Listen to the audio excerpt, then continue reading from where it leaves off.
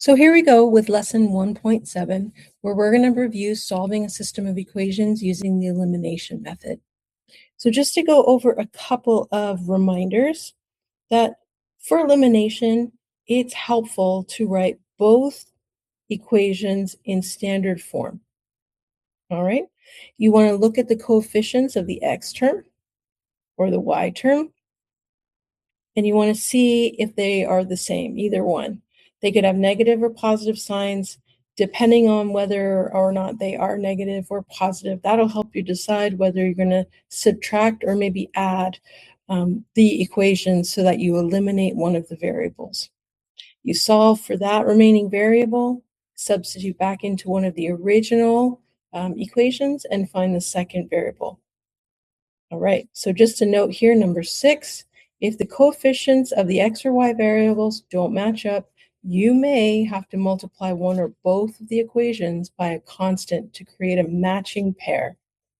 And we'll take a look at one of those examples.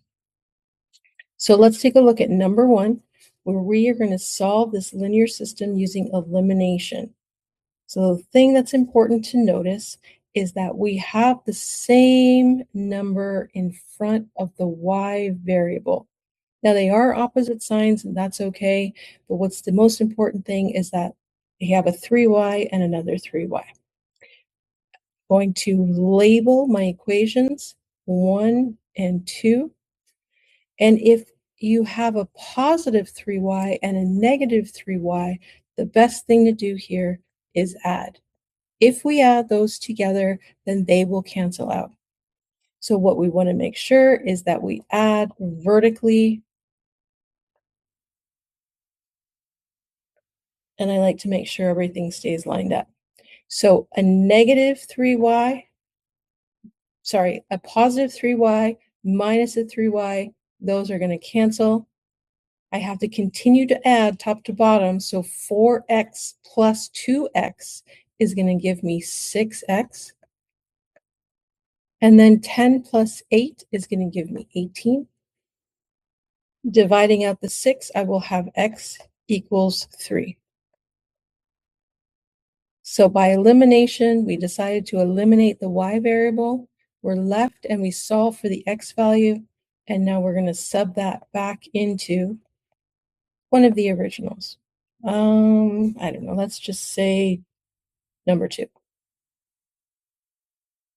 So what that's going to look like is that equation number 2 will now be 2 times 3 minus 3y equals 8. And we have 6 minus 3y equals 8. And I will have negative 3y is equal to 8 minus 6. Negative 3y is equal to 2. And I divide out the negative 3, and I'll be left with y equals negative 2 over 3.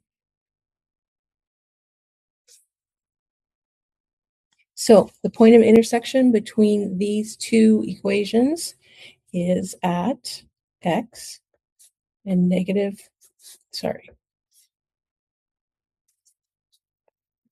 is at 3 and negative 2/3. Great, let's move on to letter B. So again, we have equation 1 and we have equation 2.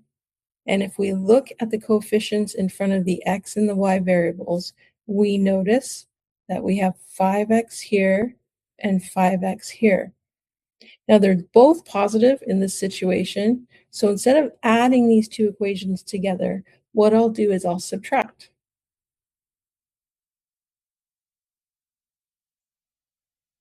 That will essentially get rid of my x variable. And remember to subtract.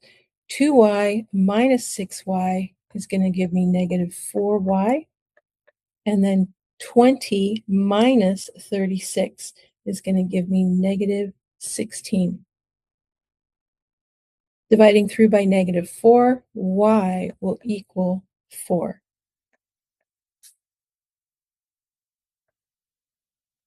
We're going to go ahead and sub this back into, doesn't matter, one of the equations. This time I'll pick 1, and we'll have 5x plus 2 times 4 equals 20. 5x plus 8 equals 20. Moving the 8 to the other side, don't forget to change the sign. 5x is going to be equal to 12. Then dividing through by 5, x is going to equal 12 divided by 5.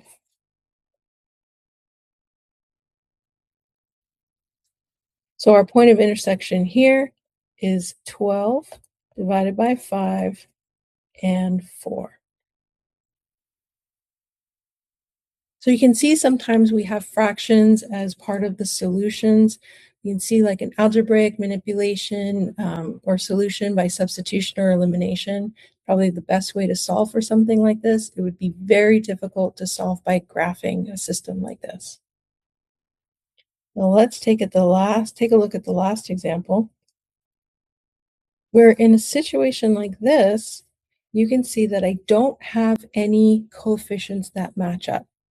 And this is an instance where you might have to manipulate one or both of the original equations in order to develop a situation where the coefficients would cancel out. So working with some simple numbers here, I would probably try to work on eliminating the x terms. So let's take number 1. So this is equation 1 and this is equation 2.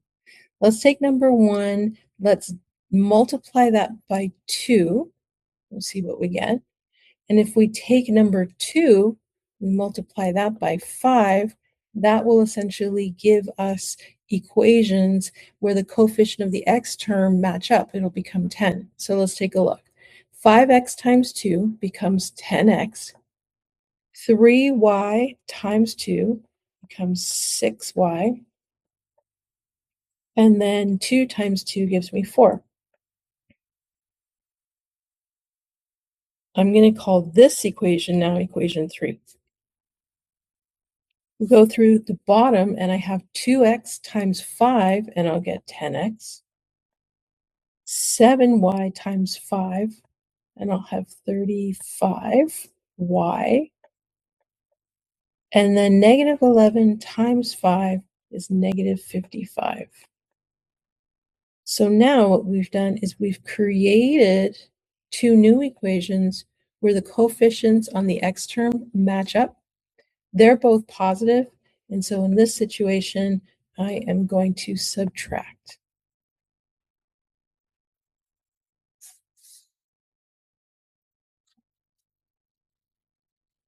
So 10x minus 10x, they will cancel. 6 minus 35y, that will give me negative 29y. And 4 minus negative 55, minusing a negative is going to be positive, so that will give me 59. Dividing through by negative 29, that will give me y is equal to negative 59 divided by 29. So not a great value for y to work with, but we're going to stick this out. I want you to be comfortable working with fractions. Numbers don't usually work out to whole numbers in math all the time, so let's stick with this.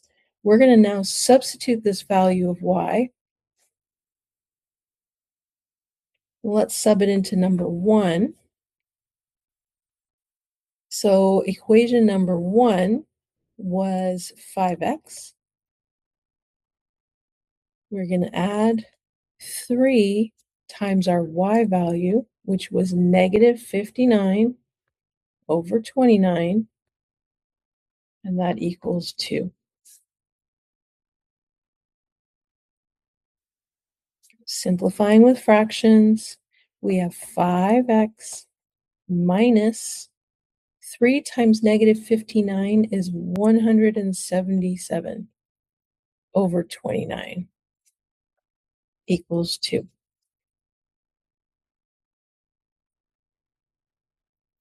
So we're going to move that fraction of negative 177 over 29, move it over to the right side, and the sign is going to change. So we'll have 2 plus 177 over 29. Remember, we cannot add and subtract fractions unless they have the same denominator. So let's go ahead and change that 2 into a fraction, 5x. I have the denominator here of 29. That means the numerator is 58. And again, that's changing that whole number 2 into a fraction with a denominator of 29 so that we can add it to my fraction of 177 over 29. Simplify again.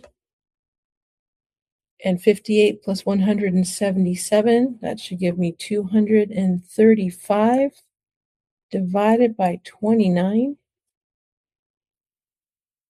And here we're going to divide through by 5.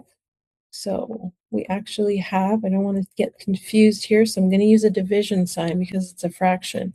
We'll have 235 over 29, and we have to divide that by 5. We're almost there. All right, so in order to divide fractions, we have to multiply by the reciprocal. So x here is equal to 235 over 29. We're going to change that division to multiplication and get the reciprocal of 5. Simplifying, that gives me 235 over 145. We can see that both the numerator and the denominator have 5 at the end. We know then that each of those numbers can be divided by 5. So we'll reduce that. And here we end up with x is equal to 47 over 29. So if I go back and just finally write out my solution, x is negative 59 over 29. And the y value came out to 47 over 29. And there you go. All right, so not an easy one to deal with, but we worked through it. Again, sometimes in math, we don't get to use with perfect whole numbers, so we have to be ready to work with fractions. All right, I'll see you next time.